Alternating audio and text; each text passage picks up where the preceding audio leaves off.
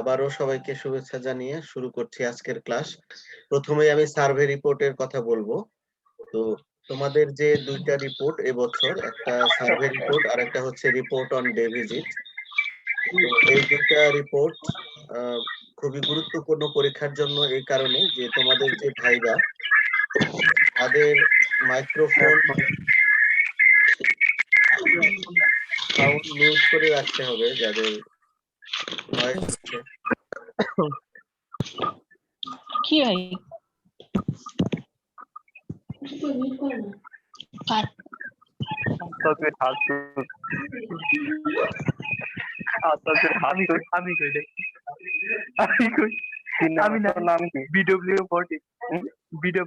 হিমেল আর Ifti mute করো। তো survey report এবং ডে ভিজিট রিপোর্ট তোমাদের জন্য গুরুত্বপূর্ণ, কারণ হচ্ছে যে এটা দিয়ে ভাইবা শুরু হয়। একটা বোর্ডে তোমাদের ডে ভিজিট রিপোর্ট নিয়ে যেতে হবে আর একটা বোর্ডে সার্ভে রিপোর্ট নিয়ে যেতে হবে। তো সাধারণত এই প্রশ্নগুলো রিপোর্টের উপরে যে কোশ্চেন করা হয় সেটা অনেকটা স্টেরিওটাইপ, একদম ফিক্সড করা। কাজে এখানে এক্ষেত্রে পাস করাটা অনেকটা সহজ। তো যখন তুমি ডে ভিজিটের রিপোর্ট বা সার্ভে রিপোর্ট নিয়ে কোনো একটা ভাইবা বোর্ডে প্রবেশ করবে, তোমাকে বসতে বলার পরেই প্রথম যে প্রশ্ন থাকে সেটা হচ্ছে যে এটা কি, তোমার হাতে এটা কি। তখন তুমি উত্তর দিবে যে এটা রিপোর্ট অন সার্ভে বা সার্ভে রিপোর্ট অথবা রিপোর্ট অন ডে ভিজিট। তো সার্ভে রিপোর্ট আগে বলি যে সার্ভে রিপোর্ট যখন বলবে যে এটা কি, বলবে যে রিপোর্ট অন সার্ভে বা সার্ভে রিপোর্ট। তারপরেই বলবে যে তুমি যে স্টাডি বা সার্ভে করেছো তার টাইটেল কি ছিল। তাহলে সেক্ষেত্রে তোমার স্টাডির টাইটেল, তখন দেখা যায় যে অনেকে আগে থেকে হয়তো প্রিপেয়ার না, টাইটেলটা বলতে পারছে না। ওরকম যাতে না হয়, তোমার যার যার স্টাডির যে টাইটেল, তোমাদের এবারকার টাইটেল বোধহয় socio demographic characteristic sanitation and MCS scenario of a rural area of Bangladesh. তাহলে এই টাইটেলটা সবাই স্মার্টলি তখন না দেখেই বলবে, এটা মুখস্থ করে ফেলবে যার যার সার্ভে রিপোর্টের টাইটেলটা। তো তারপরেই যেটা জিজ্ঞেস করে যে তুমি যে স্টাডি করেছো কোথায়, কোন এলাকায় স্টাডিটা করেছো। তাহলে দেওয়ানগঞ্জে তোমরা যে যার যার যে গ্রাম, কোনো গ্রাম যদি রামপুরা ভিলেজে গিয়ে থাকো তাহলে সেটা বলবে, বা যে যেখানে গিয়েছো তাহলে গ্রামের নামটা তোমার মনে রাখতে হবে। এটা হচ্ছে স্টাডি প্লেস, বলবে তোমার স্টাডি প্লেস কোথায় বা কোন এলাকায় তুমি স্টাডিটা করেছো। তারপরে বলবে যে স্টাডি পিরিয়ড, অর্থাৎ কোন সময়ে তুমি স্টাডিটা করেছো।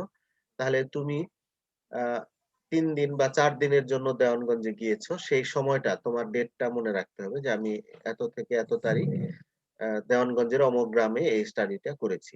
তাহলে টাইটেলটা জানতে হবে, এরপরে হচ্ছে স্টাডি প্লেস, যার যার গ্রামের নাম ডিফার করবে।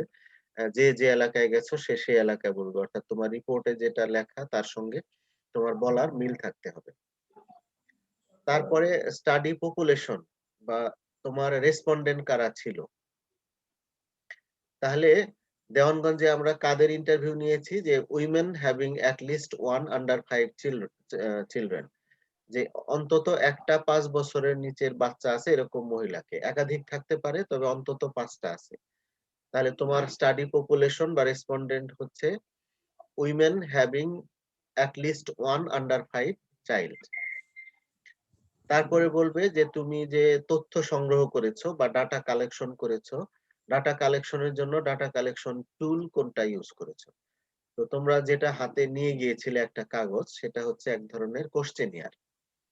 তাহলে বলবে যে আমি ডাটা কালেকশন টুল হিসেবে কোশ্চেনিয়ার ইউজ করেছি। এখন কোশ্চেনিয়ার কি, এটা হচ্ছে যে কিছুই না, এ ফর্ম কন্টেইনিং সাম কোশ্চেনস।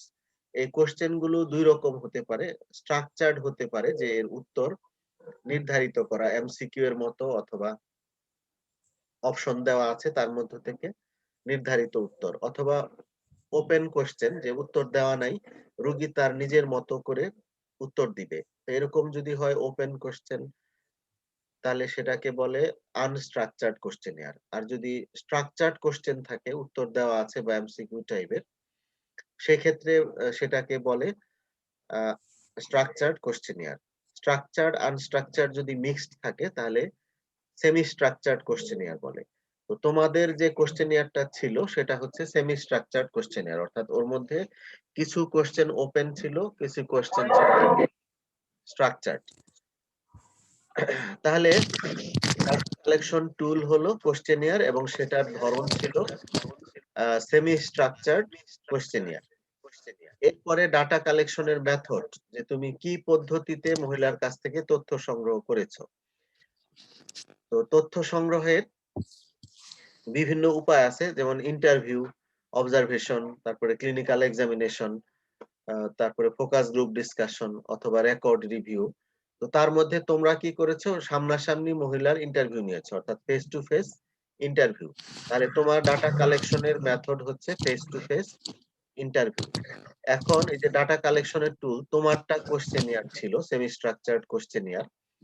এছাড়াও আরো কি কি ডাটা কালেকশন টুল হতে পারে, যেমন কেস রেকর্ড ফর্ম হতে পারে, গাইডলাইন হতে পারে, অবজারভেশন চেকলিস্ট হতে পারে, এরকম কয়েকটা ডাটা কালেকশন টুলের নাম এর সাথে জিজ্ঞেস করতে পারে। তো ডাটা কালেকশনের মেথড তোমারটা ফেস টু ফেস ইন্টারভিউ, এছাড়াও আর কি কি মেথড হতে পারে এটা জিজ্ঞেস করতে পারে। এরপরে তোমার এই সার্ভে রিপোর্টে তুমি তোমার ডাটাকে কি কি ভাবে প্রেজেন্ট করেছো। তাহলে তোমার বইয়ের মধ্যে যেভাবে তুমি প্রেজেন্ট করেছো, অর্থাৎ আমার ধারণা সবার সবার সার্ভে রিপোর্টের মধ্যেই টেবিল আছে। তাহলে টেবিলের মাধ্যমে প্রেজেন্টেশন করেছো ডাটা একটা, দুই একটা পাই চার্ট হয়তো আছে, তাহলে পাই চার্টের মাধ্যমে প্রেজেন্ট করেছো। এছাড়া প্রেজেন্ট করেছো বার ডায়াগ্রামের মাধ্যমে। অর্থাৎ সাধারণত আমরা এই ডাটাগুলো সার্ভে রিপোর্টের মধ্যে প্রেজেন্ট করি হচ্ছে টেবিল দিয়ে, পাই চার্ট দিয়ে এবং বার ডায়াগ্রাম দিয়ে। এই তিনটা বললেই হবে। এমন যদি হয় যে কারো সার্ভে রিপোর্টে শুধুমাত্র টেবিল আছে, অন্য কোনো ফিগার নাই, তাহলে সে সেটাই বলবে। সেটাই বলবে যে এই শুধুমাত্র আমি টেবিল দিয়ে প্রকাশ করেছি। যার যেটা নাই সেটা বলা যাবে না। আবার যেটা আছে সেটা বলতে হবে। অর্থাৎ টেবিল, পাই ডায়াগ্রাম, বার ডায়াগ্রাম যদি থাকে তাহলে তিনটার নামই তুমি বলবে। তারপরে হয়তো প্রশ্ন করবে যে একটা টেবিলের কি কি পার্ট হয়। তো আমরা যখন কোনো টেবিল ড্র করি বা টেবিল লিখি, তখন প্রথমে একটা টেবিলের নাম্বার দিতে হয়। টেবিল নাম্বার একটা পার্ট। তারপরে টেবিলের একটা টাইটেল দিব, অর্থাৎ ওই টেবিলের মধ্যে কি আছে, ওটার মধ্যে কি রেসপন্ডেন্টের এইজ এর কথা বলা হয়েছে, নাকি ওটাতে রেসপন্ডেন্টের স্যানিটারি কন্ডিশন বলা হয়েছে, সেই টাইটেলটা দিতে হবে। তাহলে প্রথম পার্ট হলো নাম্বার, তারপরে টাইটেল। এরপরে টেবিলের যে বক্স, মেইন বডি, তার মধ্যে কতগুলো জিনিস থাকে, রো হেডিং থাকে, কলাম হেডিং থাকে এবং ফিগার বা ডাটা গুলো বক্সের মধ্যে থাকে। এছাড়াও কোন কোন টেবিলের পার্ট হিসেবে ফুট নোট থাকে। বাংলায় আমরা যেটা পাদটীকা বলি, সেই ফুট নোট টেবিলে থাকে। এটা থাকতেও পারে, নাও থাকতে পারে, এটা কম্পালসারি না। কিন্তু টেবিল নাম্বার, টেবিলের টাইটেল এবং টেবিলের মেইন বডি, রো, কলাম, কি বলে heading, column heading, row heading, এগুলো সবই হচ্ছে কম্পালসারি পার্ট। ফুটনোটটা অপশনাল। একইভাবে পাই ডায়াগ্রাম, সেটা কি তোমরা ফিগারে দেখতেই পাচ্ছ যে একটা রাউন্ডেড 360 ডিগ্রি অ্যাঙ্গেল বিশিষ্ট একটা বৃত্ত, তার মধ্যে ভাগ করে দেখানো হয় যে কোন অংশটা কতটুকু রিপ্রেজেন্ট করছে। এরপরে বার ডায়াগ্রাম, এটাতেও বার ডায়াগ্রামের আবার টাইপ জিজ্ঞেস করে। আগের দিনের স্যার যারা টাইপ জিজ্ঞেস করে যে বার ডায়াগ্রাম যদি সিঙ্গেল সিঙ্গেল বার ডায়াগ্রাম থাকে তাহলে এটা তো সিম্পল বার ডায়াগ্রাম। যদি পাশাপাশি দুইটা বারের মধ্যে দিয়ে কোনো কিছু দেখানো হয় তাহলে কম্পাউন্ড বার ডায়াগ্রাম। আর একটা বারের মধ্যে যদি বিভিন্ন অংশ থাকে সেটাকে কম্পোনেন্ট বার ডায়াগ্রাম বলা হয়। তাহলে সিম্পল বার ডায়াগ্রাম কোনটা, কম্পোনেন্ট বার ডায়াগ্রাম কোনটা, কম্পাউন্ড বার ডায়াগ্রাম কোনটা, এটা একটু ধারণা থাকতে হবে।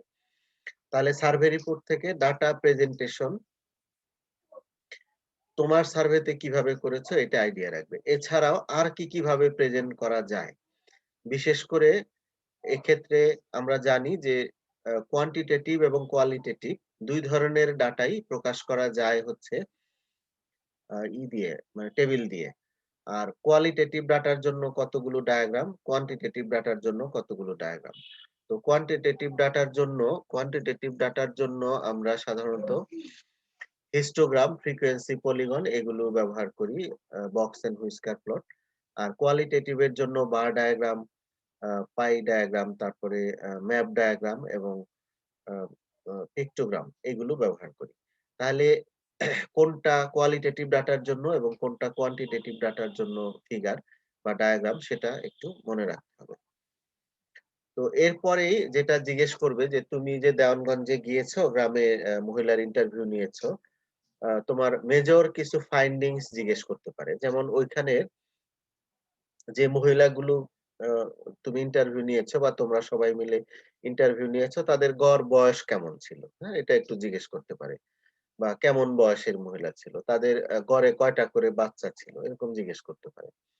তারপর ওখানের সোর্স অফ ড্রিংকিং ওয়াটার, যে ওখানের মানুষজন কোথা থেকে পানি খায়? হুম? ড্রিংকিং ওয়াটার কোথা থেকে পায়? তারপরে হচ্ছে যে ওখানের excreta disposal system adult sanitary latrine ছিল কিনা? কত ভাগ মানুষের স্যানিটারি ল্যাট্রিন ছিল? তো সাধারণত দেখা যায় যে এখন আ সবাই সেফ ড্রিংকিং ওয়াটার পায়। কিভাবে? যে কারো বাড়ির ১৫ মিনিট ওয়াকিং ডিসট্যান্স এর মধ্যে যদি টিউবওয়েলের সোর্স থাকে বা সেফ ড্রিংকিং ওয়াটার এর সোর্স থাকে তার মানে সে স্যানিটারি কি বলে সেফ ড্রিংকিং ওয়াটার এর আওতায় আছে। এই তথ্যটা তোমার জানা থাকতে হবে। যে কারো বাড়ির ১৫ মিনিট ওয়াকিং ডিসট্যান্স এর মধ্যে যদি সেফ পানির সোর্স থাকে তার মানে সে সেফ ওয়াটার ড্রিংকিং এর আওতায় আছে। আর স্যানিটারি ল্যাট্রিন আছে কিনা এটাও সাধারণত সবার বাড়িতেই এখন থাকে। তো কেউ যদি পেয়ে থাকো যে নাই তার 99% এর আছে 1% এর নাই এটা তোমার মনে রাখতে হবে। তারপরে ধরো বলবে যে ওখানে ভ্যাকসিনেশন কভারেজ কেমন? যে ওখানে যে বাচ্চারা তারা কেমন টিকা নিয়েছে? বা ওইখানে মহিলারা প্রেগন্যান্ট হলে কোথায় ডেলিভারি করে? হসপিটালে ডেলিভারি করে, কমিউনিটি ক্লিনিকে করে না বাড়িতে করে? তাহলে এরকম তোমার স্টাডির যে মেজর ফাইন্ডিংস গুলো, কমন ফাইন্ডিংস গুলো আমি যেগুলো বললাম যে ড্রিংকিং ওয়াটার, স্যানিটারি ল্যাট্রিন, তাদের গড় বয়স কত, তারপরে হচ্ছে বাচ্চারা টিকা কত পার্সেন্ট নিয়েছে, মহিলারা ডেলিভারি কোথায় করায়, এই জাতীয় কিছু প্রশ্ন ওখান থেকে জিজ্ঞেস করবে। আর যেহেতু সার্ভে রিপোর্টটা আ এটা বোর্ড 1 এ থাকে। বোর্ড 1 এ তোমার স্ট্যাটিস্টিকস এবং এপিডেমিওলজি, রিসার্চ মেথোডোলজি এই টপিকটা অন্তর্গত। তো অনেক সময় এই সার্ভে রিপোর্টের সাথেই স্ট্যাটিস্টিকস এর কিছু প্রশ্ন স্যারেরা ধরে নেয়। তো স্ট্যাটিস্টিকস এর কমন প্রশ্নের মধ্যে এই ডাটা কাকে বলে, ডাটার ক্লাসিফিকেশন এগুলো তোমাদের জানাই আছে। আবার রিভিশন দিয়ে নিব। তারপরে ভেরিয়েবল কাকে বলে, ভেরিয়েবল এর ক্লাসিফিকেশন। ডাটা কালেকশন এর মেথড, ডাটা প্রেজেন্টেশন এর মেথড, তারপরে হচ্ছে ডাটা কালেকশন টুল কি, কি আছে। আ রিসার্চ কাকে বলে, হ্যাঁ? তারপরে এপিডেমিওলজিক্যাল স্টাডির টাইপ গুলো।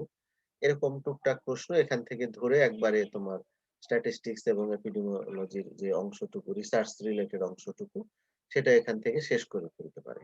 তাহলে এইটা যদি এই প্রশ্নগুলোর উত্তর যদি তুমি পারো তাহলে তোমার সার্ভে রিপোর্ট শেষ। তারপরে ওই বোর্ডের যে বক্স কোয়েশ্চেন এবং স্যারদের ইচ্ছামত কিছু কোয়েশ্চেন ওখান থেকে ধরবে। তো এই সার্ভে রিপোর্ট ভালোভাবে পার করা মানে তোমার পাস অনেকটা নিশ্চিত।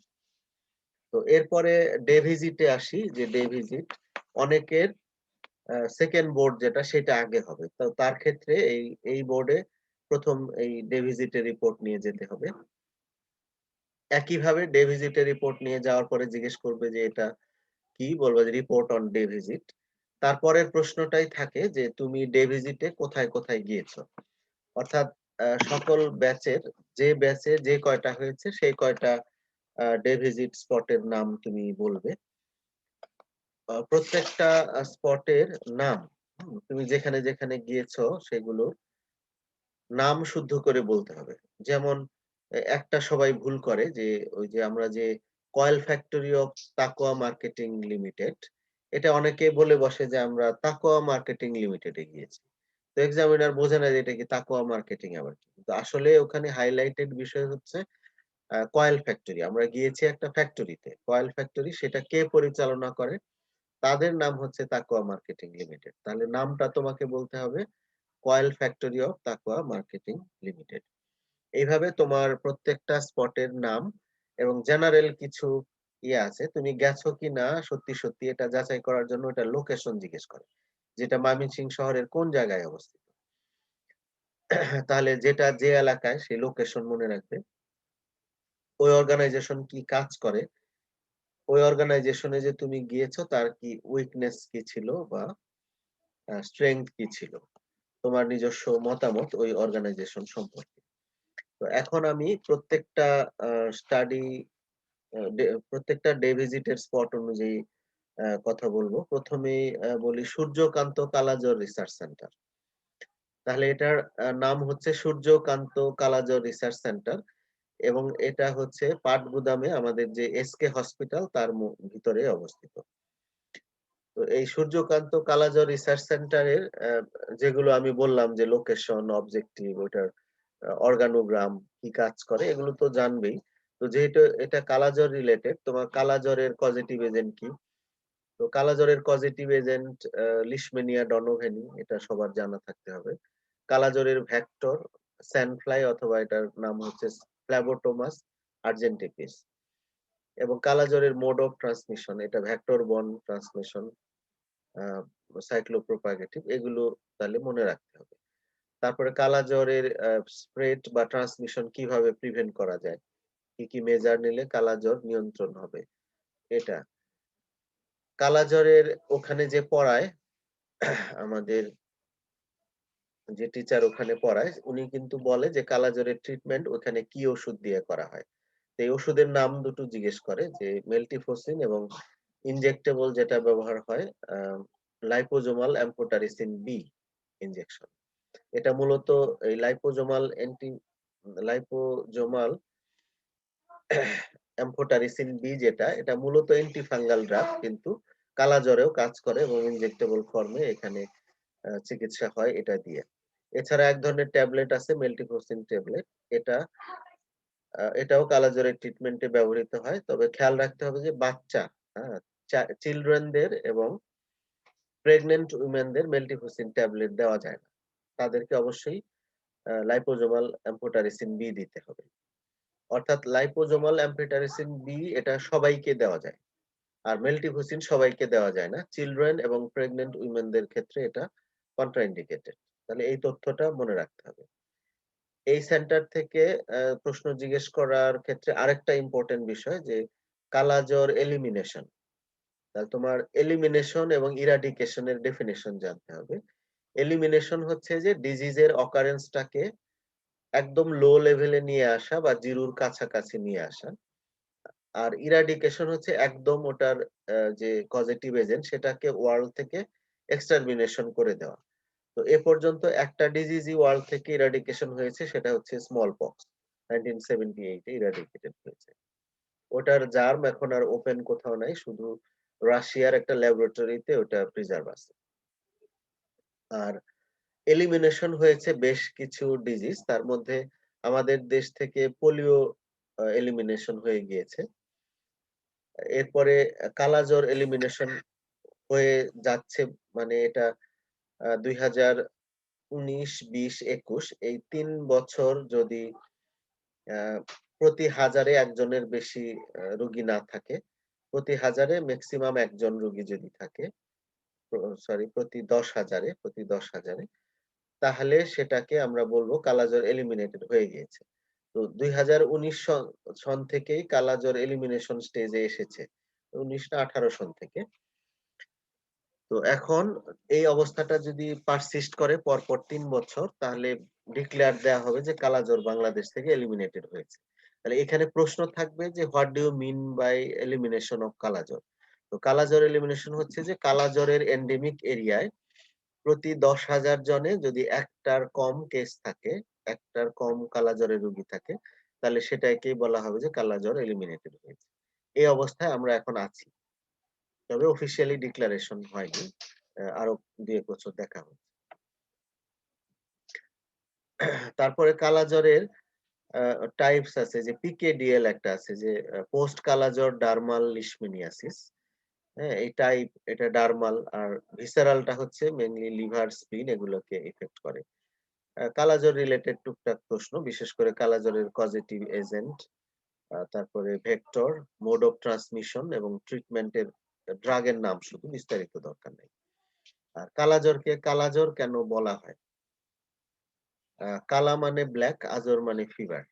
যে যদি কেন এই কালাজ্বর বলা হয়? যদি কারো লং স্ট্যান্ডিং কালাজ্বর আনট্রিটেড অবস্থায় থাকে, তাহলে মানুষের শরীর কালো হয়ে যায়, ব্ল্যাক হয়ে যায়। আগের দিনে যখন ট্রিটমেন্ট ছিল না, জ্বর হইতো, মানুষের শরীর, বিশেষ করে ফেস, ট্রাঙ্ক, এগুলো ব্ল্যাকেনিং হতো, ডার্কেনিং হতো। এই কারণে নাম ছিল কালাজ্বর। কালা মিনস ব্ল্যাক, আজর মানে ফিভার। তাহলে এই গেল সূর্যকান্ত কালাজ্বর রিসার্চ সেন্টার। এরপরে তোমরা ইপিআই সেশনে গিয়েছো। ইপিআই সেশনে এখানে ইপিআই রিলেটেড প্রশ্ন থাকবে, যে ওই সেশনে তোমরা কি, কি টিকা দিতে দেখেছো? অর্থাৎ আমাদের দেশের ইপিআই এর টিকাগুলোর নাম। আজকে তোমাদের মেসেঞ্জার গ্রুপে আমি একটা আপডেটেড ইপিআই শিডিউল পাঠিয়েছি। ওখানে দেখবে যে আমাদের ৬ টা টিকা দেওয়া হয়, ১০ টা রোগ প্রিভেনশনের জন্য, এবং একজন মাকে ৫ বার টিকাদান কেন্দ্রে যেতে হয় এই ৬ টা টিকা নেওয়ার জন্যে। এবং প্রত্যেকটা টিকার কয়টা করে ডোজ, কোন রুটে দেওয়া হয়, হ্যাঁ? এগুলো সবার রিটেনের জন্য সবই ওই চার্টে যা, যা দেওয়া আছে সবই মনে রাখতে হবে। আর ভাইভায় আমরা এত কিছু জিজ্ঞেস করি না। ভাইভাতে জিজ্ঞেস করি যে ইপিআই এর ভ্যাকসিন গুলোর নাম বলো, এবং হচ্ছে যে কোনটার ডোজ কখন দেওয়া হয়। তাহলে কখন, কখন দিতে হয় এটা একদম ক্লিয়ারলি মনে রাখবে, যাতে কোনো কনফিউশন না থাকে। এবং ইপিআই ভ্যাকসিনের নাম এবং কখন দেয়া হয়, এটা হচ্ছে বেসিক একটা কোয়েশ্চেন। এটা যদি কেউ না পারে আমরা খুব মাইন্ড করি, এবং তার মার্কস কমে যায়, অথবা আ ফেল করার আশঙ্কা বেড়ে যায়, এই ইপিআই এর ভ্যাকসিন গুলোর নাম কেউ না পারলে। আর যারা একদম দরিদ্র স্টুডেন্ট, আমি বলি পুয়ার স্টুডেন্ট, তারা অনেক সময় অনেক কিছু পারছে না। তাদেরকে যদি কনসিডার করতে চাই, তাহলে ইপিআই এর ভ্যাকসিন যদি পারে আমরা অনেকটা খুশি হই। তাহলে ইপিআই এর ভ্যাকসিন রিলেটেড পড়াগুলো, ভ্যাকসিন কি, আ এই রিলেটেড আরেকটা জায়গায় তোমরা গিয়েছো, ডিস্ট্রিক্ট ইপিআই ভবন। এটা কিন্তু এখন আর সিভিল সার্জন অফিসে নাই। এটা ওই যে ডিসি অফিসের পাশে আলাদা একটা কম্পাউন্ড। জেলা ইপিআই ভবন বা ডিস্ট্রিক্ট ইপিআই ভবন। ওখানে তোমরা গিয়েছো। ওখান থেকে মূলত কোল্ড চেইন, হ্যাঁ? কোল্ড চেইন কাকে বলে এবং কোল্ড চেইন কিভাবে মেইনটেইন করা হয়, এটা নিয়ে বলবে। তো কোল্ড চেইন এর কমন ২ টা প্রশ্ন। এটা সবাইকেই পারতে হবে। আমি বলে দিচ্ছি, এটা সবাই মনে রাখবে। যে আমাদের যে ইপিআই এর ভ্যাকসিন গুলো, কোন ভ্যাকসিন কোন টেম্পারেচারে কতদিন রাখা হয়। তো আমি নিচের দিক থেকে বলি যে উপজেলা লেভেলে যে রেফ্রিজারেটর, সেই উপজেলা লেভেলের রেফ্রিজারেটরে 22 প্লাস 8 ডিগ্রি টেম্পারেচারে ভ্যাকসিন গুলো ১ মাস পর্যন্ত সংরক্ষণ করা যায়। তাহলে উপজেলা লেভেলে সকল ভ্যাকসিন, এখানে কোনো ভাগ নাই, কমন কথা। যে উপজেলা লেভেলে সকল ভ্যাকসিন +22 প্লাস 8 ডিগ্রি সেন্টিগ্রেড টেম্পারেচারে রাখা। আর ডিস্ট্রিক্ট লেভেলে একটু ভাগ আছে। ভাগ হচ্ছে যে ওপিভি এবং এমআর ভ্যাকসিন, এইগুলো রাখা হয় -15 টু -25 ডিগ্রি সেন্টিগ্রেডে। আর বাকি সব +2 টু +8 ডিগ্রি সেন্টিগ্রেডে ডিস্ট্রিক্ট লেভেলে ৩ মাস পর্যন্ত রাখা যায়। আর ন্যাশনাল লেভেলে আমাদের যে ন্যাশনাল স্টোরেজ, সেখানে ইউজুয়ালি ৬ মাস পর্যন্ত রাখা হয়। ওই মিজলস এবং কি বলে এমআর এবং পোলিও ভ্যাকসিন -15 টু -25 ডিগ্রিতে। আর বাকি সব ভ্যাকসিন +2 টু +8 ডিগ্রি সেন্টিগ্রেডে। ৬ মাস থেকে ১ বছর পর্যন্ত সেন্ট্রাল লেভেলে রাখা যায়। এরপরে উপজেলা থেকে যখন আ ফিল্ডে নিয়ে যাওয়া হয়,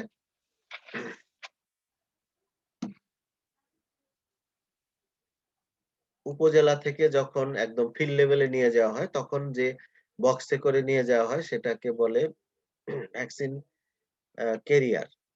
এই ভ্যাকসিন ক্যারিয়ারের মধ্যে ৪ টা আইস প্যাক থাকে, তার মাঝখানে টিকাটা রাখা হয়, এবং ভ্যাকসিন ক্যারিয়ারে ২৪ ঘন্টা রাখা যেতে পারে যদি মুখ খোলা না হয়।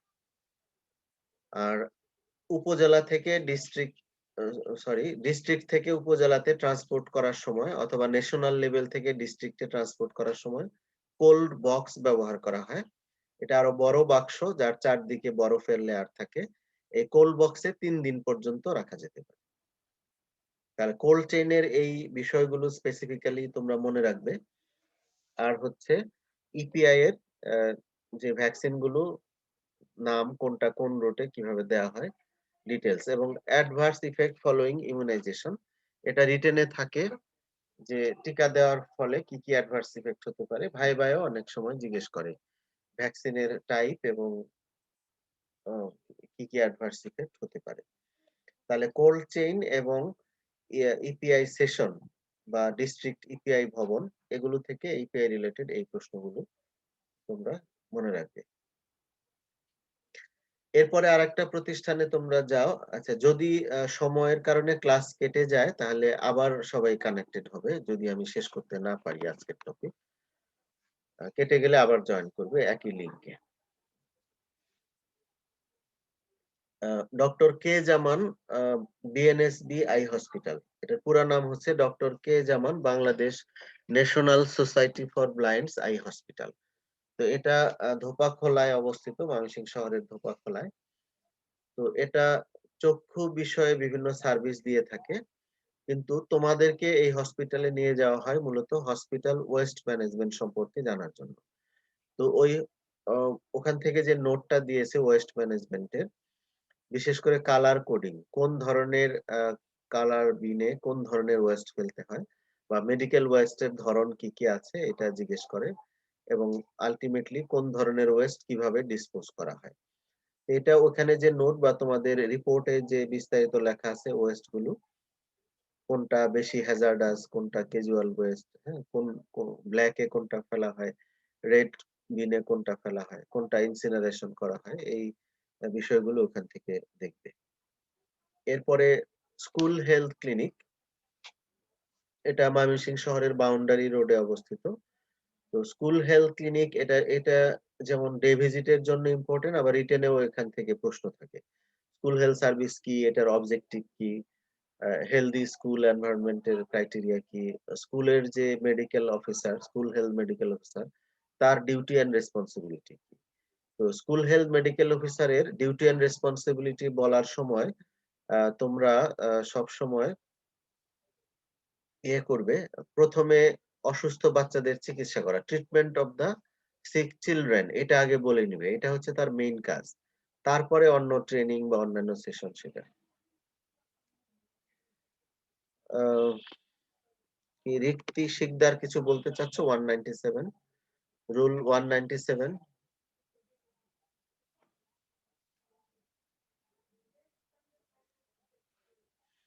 তো স্কুল হেলথ ক্লিনিক বাংলাদেশে কয়টা আছে? এটা একদম ডিস্ট্রিক্ট ওয়াইজ বলতে হবে তা না। তোমার টোটাল সংখ্যাটা জানা থাকলেই হবে।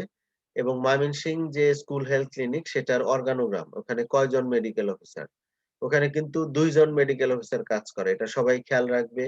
২ জন মেডিকেল অফিসার কাজ করে ময়মনসিংহ যে স্কুল হেলথ ক্লিনিক এবং স্যার সেখানে আসসালামু ওয়ালাইকুম আসসালাম। স্যার আমি 187 স্যার একটু ভুলে চাপ লেগে আর কি হ্যান্ড রাইজ হয়ে গেছে স্যার। স্যার আচ্ছা sorry it's sir. It's okay হ্যাঁ। তো স্কুল হেলথ ক্লিনিকে ময়মনসিংহ সেন্টারে ২ জন মেডিকেল অফিসার কাজ করে। এছাড়াও আরো ফার্মাসিস্ট বা আ সাপোর্টিং স্টাফ কারা কাজ করে ওটা মনে রাখবে। আ স্কুল হেলথ মেডিকেল অফিসারের ডিউটি। আরেকটা প্রশ্ন এখান থেকে জিজ্ঞেস করা হয় যে what are the common problems of a school children? School চিলড্রেনদের কি, কি সমস্যা হয়? সেটা তোমরা একদম মাথা থেকে পা পর্যন্ত বলতে থাকবে। তার চোখে কি সমস্যা হয়? দাঁতে কি সমস্যা হয়? কানে কি সমস্যা হয়? হুম? কমন যে স্কুল হেলথ প্রবলেম ওটা তোমরা জানোই। ওটা দেখবে। হেলথফুল স্কুল এনভায়রনমেন্ট বলতে কি বোঝো? টুকটাক করে এখান থেকে জিজ্ঞেস করা হয় যে অ্যা একটা ক্লাসে কতজন স্টুডেন্ট হবে আইডিয়ালি? অথবা কতজন স্টুডেন্টের জন্য একটা ইউরিনাল থাকবে? কতজন স্টুডেন্টের জন্য লেট্রিন থাকবে? মিড ডে স্কুল মিল এটার ক্রাইটেরিয়া কি? হ্যাঁ? অ্যাডভান্টেজ কি? তারপরে স্কুল হেলথ ইমার্জেন্সি কি হতে পারে? স্কুল হেলথ ইমার্জেন্সি হচ্ছে বেশিরভাগ হচ্ছে অ্যাক্সিডেন্টাল ফল অ্যান্ড ইনজুরি। হ্যাঁ? এটা কমন ইমার্জেন্সি। এছাড়া যেকোনো আ মেডিকেল ইমার্জেন্সি অর্থাৎ কারো অ্যাপেন্ডিসাইটিস এর পেইন উঠলো বা অন্য কোনো মেডিকেল ইমার্জেন্সি যেগুলো আছে সেগুলো হতে পারে। স্কুলের বাচ্চাদের কি কি মেন্টাল প্রবলেম হয় এটাও জিজ্ঞেস করে। এটার মধ্যে মেইন হচ্ছে ম্যাল অ্যাডজাস্টমেন্ট। অন্য বাচ্চাদের সঙ্গে বা টিচারদের সঙ্গে ম্যাল অ্যাডজাস্টমেন্ট হয়। ম্যাল অ্যাডজাস্টমেন্ট, তারপরে সাবস্টেন্স অ্যাবিউজ, স্মোকিং বা ড্রাগ অ্যাবিউজ এগুলো ডেভেলপ করতে পারে। এই গেল স্কুল হেলথ ক্লিনিক। তারপরে সূর্যের হাসি ক্লিনিক। এটা নন গভর্নমেন্ট অর্গানাইজেশন, এটা যেন মনে থাকে সবার। নন গভর্নমেন্ট অর্গানাইজেশন অর্থাৎ এটা কোনো সরকারি প্রতিষ্ঠান না, এনজিও চালাচ্ছে। তো এখানে কি কি সার্ভিস দেয়া হয়? এটার লোকেশন কোথায়? এটার লোকেশন ওটাকে কি বলে? এখন কালীবাড়িতে নাই, এটা পাটগুদামে চলে আসছে, রেল লাইনের উল্টা দিকে, তোমাদের বাগমারা হোস্টেল উল্টা দিকে। তাহলে এই সূর্যের হাসি ক্লিনিকের অ্যাক্টিভিটি এবং ওখানে অর্গানোগ্রাম, ওখানে ডাক্তার কয়জন আছে, ম্যানেজার বা তাদের ওখান থেকে সার্ভিস গুলো, তারা কি কি সার্ভিস কিভাবে প্রোভাইড করে। এরপরে তোমরা গিয়েছো মডেল ফ্যামিলি প্ল্যানিং ক্লিনিক, যেটা আমাদের হসপিটালে। তো এই মডেল ফ্যামিলি প্ল্যানিং ক্লিনিকটা কি এবং এটার অর্গানোগ্রাম এবং family planning method related question. এইখানে এই model family planning method clinic থেকে কি কি মেথড দেওয়া হয় সেই মেথড গুলোর নাম মনে রাখতে হবে সবার। যে এখানে কি টিউবেক্টমি হয় বা লাইগেশন, ভ্যাসেক্টমি এগুলো হয় কিনা। এগুলো আমি যখন ভিজিটে গিয়েছি তখন হয় না, বন্ধ ছিল। তো অন্য ব্যাচ যারা গিয়েছো তারা যদি হয় বলবে হয়, না হলে হয় না। তারপরে ফ্যামিলি প্ল্যানিং এর প্রত্যেকটা মেথডের ৩ টা জিনিস পড়বে। এটা এমনি ভাইবার জন্যেও অথবা রিটেন এর জন্যও লাগে। মেথডটা কিভাবে কাজ করে, মেকানিজম অফ অ্যাকশন, মেথডটার অ্যাডভান্টেজ এবং ডিসঅ্যাডভান্টেজ এবং কিছু মেথডের ক্লায়েন্ট ক্রাইটেরিয়া, যেমন আইইউসিডি কাকে দেওয়া যাবে, হ্যাঁ? ইন্ডিকেশন বা ক্লায়েন্ট ক্রাইটেরিয়া। তারপরে ভ্যাসেক্টমি বা টিউবেক্টমি কাকে করা যাবে, কাকে করা যাবে না। হ্যাঁ? এগুলো কমনলি ইয়েতে জিজ্ঞেস করা হয় ভাইবার মধ্যে বা রিটেনেও থাকে। এরপরে হচ্ছে কয়েল ফ্যাক্টরি অফ তাকোয়া মার্কেটিং লিমিটেড। কয়েল ফ্যাক্টরিটা আমাদের যে অকুপেশনাল হেলথ চ্যাপ্টার আছে এর সঙ্গে রিলেটেড। তো এখান থেকে আমরা জিজ্ঞেস করি, ওইটার নামটা তো ঠিক মতো বলতে হবে। তারপরে ওইটার এনভায়রনমেন্ট কেমন এটা তোমরা বলবে। তো এটা যেন তুমি ডেসক্রাইব করতে পারো। যে ওখানে এনভায়রনমেন্ট হচ্ছে কনজেস্টেড বা ওভার ক্রাউডেড। ওখানে ভেন্টিলেশন ঠিক নাই, লাইটিং ঠিক নাই। যারা ওয়ার্কার তারা প্রোটেক্টিভ ডিভাইস ইউজ করে না। তারা মাস্ক ইউজ করে না, বুট, গাম বা কাপড় যেগুলো ইউজ করার কথা এগুলো ইউজ করছে না। এক কথায় প্রোটেক্টিভ ডিভাইস ইউজ করছে না। আরেকটা হচ্ছে ওখানে চাইল্ড লেবার আছে, হ্যাঁ? 18 বছরের নিচের বাচ্চারা ওখানে কাজ করছে। তাহলে এগুলো হচ্ছে এটার ড্রব্যাক বা নেগেটিভ দিক। আর ওখানে কিভাবে কয়েল উৎপাদন করে তার মধ্য থেকে যেটা কয়েলের অ্যাক্টিভ ইনগ্রেডিয়েন্ট, এটা সবাইকেই জিজ্ঞেস করবে এবং এটা না পারলে মাইন্ড করে সবাই। যে ওই কয়েলের অ্যাক্টিভ ইনগ্রেডিয়েন্ট হচ্ছে S-বায়োথ্রিন। অর্থাৎ এই কম্পোনেন্টটা ধোঁয়ার মধ্যে বাতাসে ছড়ায় এবং মশা তাড়ায়। S-বায়োথ্রিন। এছাড়া এক্সট্রা কি কি দেওয়া হয় এর সঙ্গে? যেমন তেঁতুলের বিচির গুঁড়া, হ্যাঁ? তারপরে নারকেলের ছোবড়ার যে রেমন্যান্ট ওগুলো দেয়া হয়। গাম দেয়া হয়, হ্যাঁ? পানি দেয়া হয়। আর কি কি দেয়া হয় কম্পোনেন্ট গুলো মনে রাখবে। আর অ্যাক্টিভ ইনগ্রেডিয়েন্ট হচ্ছে S-বায়োথ্রিন। তারপরে আরেকটা প্রশ্ন ইন্টারেস্টিংলি করা হয় যে তোমাকে যদি ওই ফ্যাক্টরিতে, কয়েল ফ্যাক্টরিতে মেডিকেল অফিসার হিসেবে পোস্টিং দেয়া হয়, তুমি ওখানের কি কি ইমপ্রুভমেন্ট করবে? তাহলে ইমপ্রুভমেন্ট কি করবে? ওই যে সমস্যাগুলো, ওখানে ক্রাউডিং দূর করবে, ভেন্টিলেশন এনশিওর করবে, লাইটিং এনশিওর করবে, চাইল্ড লেবার দূর করবে। তারপরে হচ্ছে ওখানে যারা কাজ করছে তাদেরকে